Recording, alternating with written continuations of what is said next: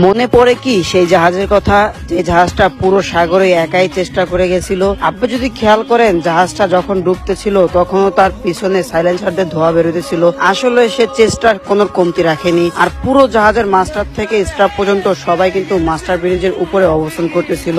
আসলে জাহাজটা যখন ডুবে গেছিল, জাহাজটার নাম হয়তো আপনারা জানেন, জাহাজটার নাম হচ্ছে ইয়া ইলাহি। আসলে স্মৃতিগুলো আমরা কখনো ভুলতে পারবো না, যার কারণে আবার আপনাদেরকে দেখানোর জন্য দিলাম ভিডিওটা। আর এখানে যদি আপনি খেয়াল করেন আমাদের এই জাহাজের আশেপাশে কিন্তু অনেকটাই জাহাজ ছিল, বাট তারা তেমন ভাবে তার গায়ে চাপাইতে পারতেছিল না, কারণ সে পানি কম থাকার কারণে ঠেয়ে গিয়ে তলা ফেটে যাচ্ছে। যাই হোক, আর এখানে পরে একটা খালি জাহাজ গিয়ে তাকে উদ্ধার করা সম্ভব হয়েছে। জাহাজটা এখনো ডুবে আছে আর এর লোকগুলো অবশেষে উদ্ধার করা হয়েছে, যা এটা একটা ইতিহাসের পাতায় লেখা। কারণ আপনি যদি খেয়াল করেন পুরো সাগরের বুকে যখন জাহাজটা ডুবে যাচ্ছে তখন প্রত্যেকটা স্টাফ তার মাস্তুলের উপর বাঁচার আকুতি যে সবাইকে তার কাছে রাখতেছিল যে আমাদের বাঁচান, আমাদের বাঁচান। অবশ্যই তাদেরকে বাঁচানো হয়েছে। তো সবাই আসলে সাবধানে চলাফেরা করবেন, যে কোনো সময় সাগরে পানি কম থাকে। আর এগুলো বিবেচনা করে ইকোসাউন্ডের মাধ্যমে জাহাজ নিরাপদভাবে চলা উত্তম।